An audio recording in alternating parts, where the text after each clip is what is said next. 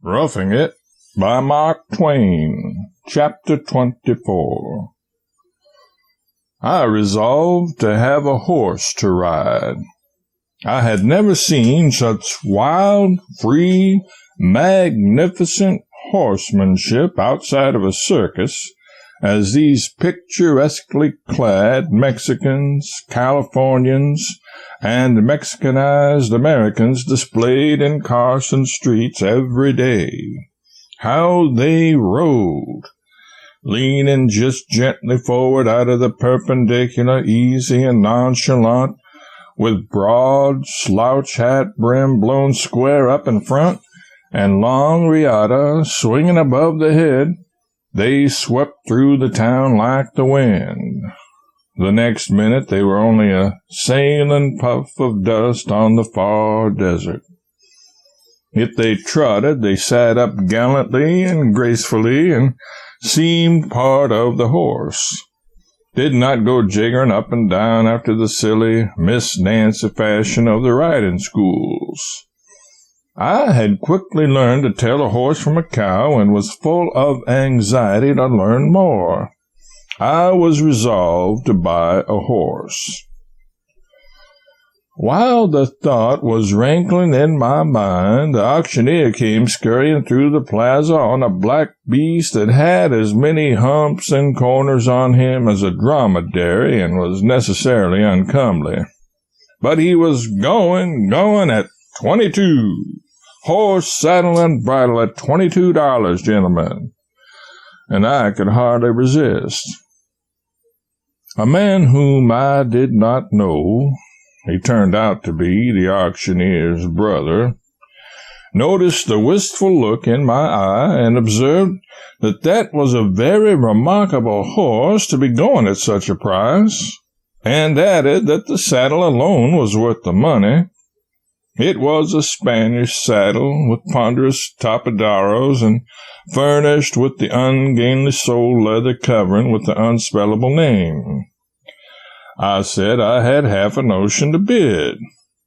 Then this keen-eyed person appeared to me to be taking my measure, but I dismissed the suspicion when he spoke, for his manner was full of guileless candor and truthfulness. Said he, "I know that horse, know him well. You are a stranger, I take it, and so you might think he was an American horse, but I assure you he is not. He is nothing of the kind. But, excuse my speaking in a low voice, other people being near, he is, without the shadow of a doubt, a genuine Mexican plug." I did not know what a genuine Mexican plug was, but there was something about this man's way of saying it that made me swear inwardly that I would own a genuine Mexican plug or die. "Has he any other advantages?" I inquired, suppressing what eagerness I could. He hooked his forefinger in the pocket of my army shirt, led me to one side, and breathed in my ear impressively these words: "He can outbuck anything in America. Going at $24.50, gent." "$27!" I shouted in a frenzy. "And sold," said the auctioneer, and passed over the genuine Mexican plug to me. I could scarcely contain my exultation. I paid the money and put the animal in a neighboring livery stable to dine and rest himself. In the afternoon, I brought the creature into the plaza, and certain citizens held him by the head and others by the tail, while I mounted him. As soon as they let go, he placed all his feet in a bunch together, lowered his back, and then suddenly arched it upward and shot me straight into the air, a matter of 3 or 4 feet.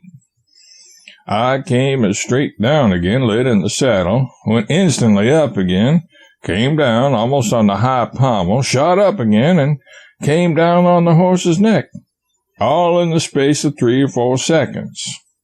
Then he rose and stood almost straight up on his hind feet, and I, clasping his lean neck desperately, slid back into the saddle and held on. He came down and immediately hoisted his heels into the air, delivering a vicious kick at the sky, and stood on his forefeet. And then down he came once more and began the original exercise of shooting me straight up again. The third time I went up, I heard a stranger say, "Oh, don't he buck, though." While I was up, somebody struck the horse a sounding thwack with a leathern strap, and when I arrived again, the genuine Mexican plug was not there. A California youth chased him up and caught him and asked if he might have a ride. I granted him that luxury. He mounted the genuine, got lifted into the air once, but sent his spurs home as he descended, and the horse darted away like a telegram. He soared over 3 fences like a bird and disappeared down the road toward the Washoe Valley. I sat down on the stone with a sigh, and by a natural impulse, one of my hands sought my forehead and the other the base of my stomach. I believe I never appreciated it till then, the poverty of the human machinery, for I still needed a hand or two to place elsewhere. Pen cannot describe how I was jolted up. Imagination cannot conceive how disjointed I was, how internally, externally, and universally I was unsettled, mixed up, and ruptured. There was a sympathetic crowd around me, though. One elderly-looking comforter said, "Stranger, you've been taken in. Everybody in this camp knows that horse. Any child, any Injun could have told you that he'd buck. He is the very worst devil to buck on the continent of America. You hear me? I'm Curry, old Abe Curry. And moreover, he is a Simon Pure, out-and-out genuine damn Mexican plug, and an uncommon mean one at that, too. Why, you turnip, if you had laid low and kept dark, there's chances to buy an American horse for mighty little more than you paid for that bloody old foreign relic." I gave no sign, but I made up my mind that if the auctioneer's brother's funeral took place while I was in the territory, I would postpone all other recreations and attend it. After a gallop of 16 miles, the Californian youth and the genuine Mexican plug came tearing into town again, shedding foam flakes like the spume spray that drives before a typhoon, and with one final skip over a wheelbarrow on a Chinaman, cast anchor in front of the ranch. Such panting and blowing, such spreading and contracting of the red equine nostrils and glaring of the wild equine eye. But was the imperial beast subjugated? Indeed he was not. His lordship, the Speaker of the House, thought he was, and mounted him to go down to the Capitol. But the first dash the creature made was over a pile of telegraph poles half as high as a church, and his time to the Capitol, 1 mile and 3/4, remains unbeaten to this day. But then he took an advantage. He left out the mile and only did the 3/4. That is to say, he made a straight cut across lots, preferring fences and ditches to a crooked road. And when the Speaker got to the Capitol, he said he had been in the air so much he felt as if he had made the trip on a comet. In the evening, the Speaker came home afoot for exercise and got the genuine towed back behind a quartz wagon. The next day, I loaned the animal to the clerk of the house to go down to the Dana silver mine, 6 miles, and he walked back for exercise and got the horse towed. Everybody I loaned him to always walked back. They never could get enough exercise any other way. Still, I continued to loan him to anybody who was willing to borrow him, my idea being to get him crippled and throw him on the borrower's hands or killed and make the borrower pay for him. But somehow nothing ever happened to him. He took chances that no other horse ever took and survived. But he always came out safe. It was his daily habit to try experiments that had always before been considered impossible, but he always got through. Sometimes he miscalculated a little and did not get his rider through intact, but he always got through himself. Of course, I had tried to sell him, but that was a stretch of simplicity which met with little sympathy.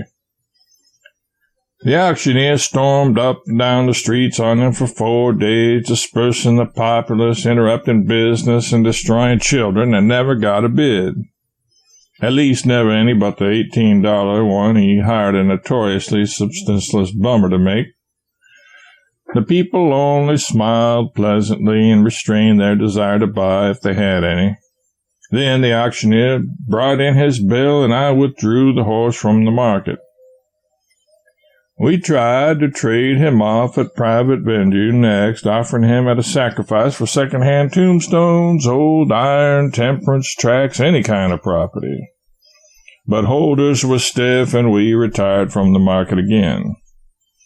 I never tried to ride the horse any more. Walking was good enough exercise for a man like me that had nothing the matter with him except ruptures, internal injuries, and such things. Finally, I tried to give him away, but it was a failure. Parties said earthquakes were handy enough on the Pacific coast. They did not wish to own one.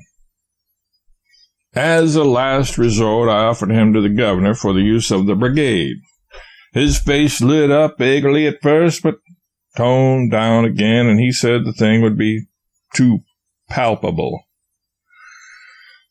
Just then, a livery stable man brought in his bill for 6 weeks' keeping.